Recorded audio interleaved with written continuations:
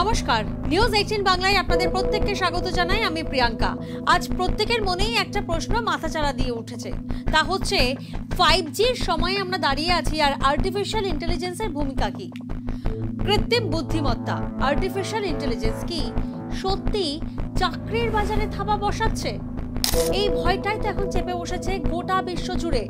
চারদিকে একটা চাকরি গেল রব, প্রত্যেকের মনে ভয়, আশঙ্কা, আতঙ্ক। তবে কারা স্বস্তিতে রয়েছে আর কাদের আকাশে মেঘের ঘনঘটা, এই প্রশ্নটাও রয়েছে। অর্থাৎ কোন কোন সেক্টরে এআই এর থাবা বসানো যাবে না আর কোন কোন সেক্টরে সত্যি ভেবে নেওয়ার সময় এসে গেছে। অনেকেই মনে করছেন চাকরির বাজারে ভবিষ্যতে ঝুঁকি হয়ে দাঁড়াতে পারে এআই। কৃত্রিম বুদ্ধিমত্তার আগ্রাসী প্রসারের কারণে বিভিন্ন সংস্থা মানব সম্পদের বোঝা কমিয়ে প্রযুক্তি নির্ভর হতে চাইছে। কৃত্রিম বুদ্ধিমত্তা বা আর্টিফিশিয়াল ইন্টেলিজেন্সের এআই যুগে এই প্রশ্নই যেন উঠে আসছে বারবার। আশঙ্কা ছড়িয়েছে কৃত্রিম বুদ্ধিমত্তা বা আর্টিফিশিয়াল ইন্টেলিজেন্স অনেকের কাজ কেড়ে নেবে। তাহলে কাজের সংস্থান হবে কোথা থেকে? কর্মসংস্থান হবে কিভাবে? জীবিকা নির্বাহ কিভাবে হবে? কৃত্রিম বুদ্ধিমত্তা দিয়ে কাজ করিয়ে নেওয়া সম্ভব বলে বহু সংস্থায় কিন্তু কর্মী ছাঁটাইয়ের পথে হাঁটছে। ঘোর বাস্তব। সোনার কেল্লা সিনেমায় নিশ্চয়ই আপনাদের মনে আছে, উটের পিঠে উঠে লালমোহন বাবুর বলা এই দুটো শব্দ। এ শব্দ এখন যেন প্রযোজ্য কৃত্রিম বুদ্ধিমত্তার জন্য। বছর দুয়েক আগেও কিন্তু কৃত্রিম বুদ্ধিমত্তাকে অর্থাৎ আর্টিফিশিয়াল ইন্টেলিজেন্সকে নিয়ে এমন বলা যেত না। তখনও তো ভবিষ্যতের প্রযুক্তি ছিল, কিন্তু গত এক বছরে যেভাবে হু করে এগিয়ে গিয়েছে কৃত্রিম বুদ্ধিমত্তা, তাতে আগামীতে তাকে ঘরে যে নিয়ে থাকতেই হবে তা বুঝে গেছেন সাধারণ মানুষ। বিশ্বজুড়ে বিভিন্ন কর্মক্ষেত্রে শুরু হয়েছে কৃত্রিম বুদ্ধিমত্তা বা এআই এর প্রয়োগ। দিন দিন এর ব্যবহার বৃদ্ধি পাচ্ছে আর এই কারণে বহু মানুষ যেমন চাকরি হারাতে পারেন, তেমনি বিভিন্ন ক্ষেত্রে তৈরি হবে নতুন নতুন চাকরির সম্ভাবনা। একটা সমীক্ষা হয়েছে, একটা রিপোর্ট, সেই রিপোর্টে বলা হচ্ছে বর্তমান কর্মসংস্থানের 14% নতুন কর্মসংস্থান তৈরির সুযোগ করবে। কিন্তু কৃত্রিম বুদ্ধিমত্তার এই অগ্রগতির কারণে অনেকেই তো আবার চাকরিও হারাতে চলেছেন। বিভিন্ন সংস্থা ইতিমধ্যেই তো ছাঁটাই পর্যন্ত শুরু করে দিয়েছে। অনেক সংস্থা আবার ছাঁটাই করার পরিকল্পনাও করছে। আর এছাড়াও অনেক মানুষ তো এখন কাজ নিয়ে চিন্তিত, কি হবে ভবিষ্যতে, কি হতে চলেছে।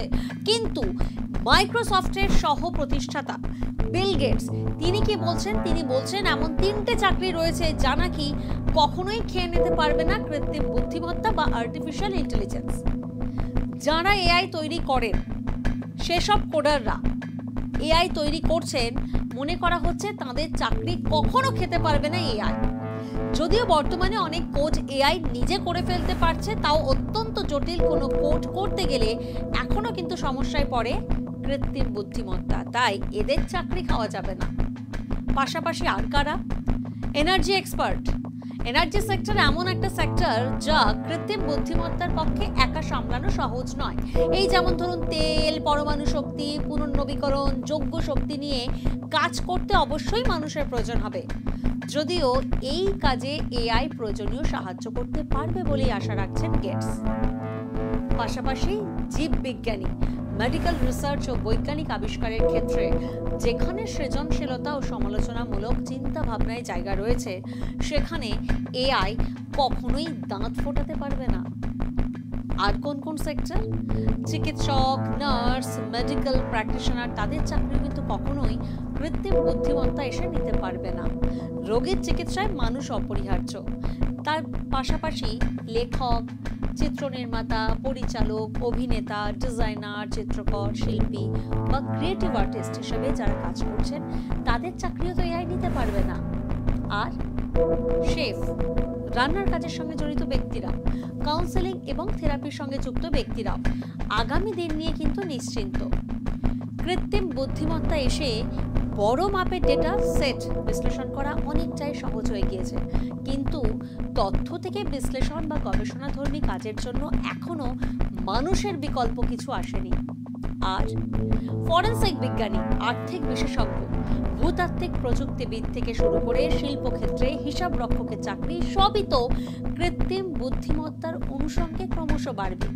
কিছু ক্ষেত্রে কৃত্রিম মেধার ব্যবহার সীমিত, যেমন কৃষি বিশারদ, মনোরোগবিদ্যা, চিকিৎসাবিদ্যা, অপরাধের বিচার, শিক্ষকতা, মৌলিক বিজ্ঞান গবেষণা আর গল্প, উপন্যাস, কবিতা লেখার মতন বিভিন্ন জায়গায়। বাড়বে দক্ষ কর্মীদের চাহিদা। প্রযুক্তির চাহিদা যত বাড়ে তত আরো বেশি সংখ্যক মানুষ কিন্তু সেই চাহিদার যোগান দিতে জড়িয়ে পড়ে, ফলে কাজের বাজারের পরিসর বাড়তে থাকে। কিন্তু যে কাজে পৌনঃপুনিকতা আছে সেখানেই কৃত্রিম মেধার বাড়বাড়ন্ত। তবে মানুষের মতন সৃজনশীল এখনই হতে পারবে না এআই, তাই অতটাও ভয় পাওয়ার কিন্তু দরকার নেই।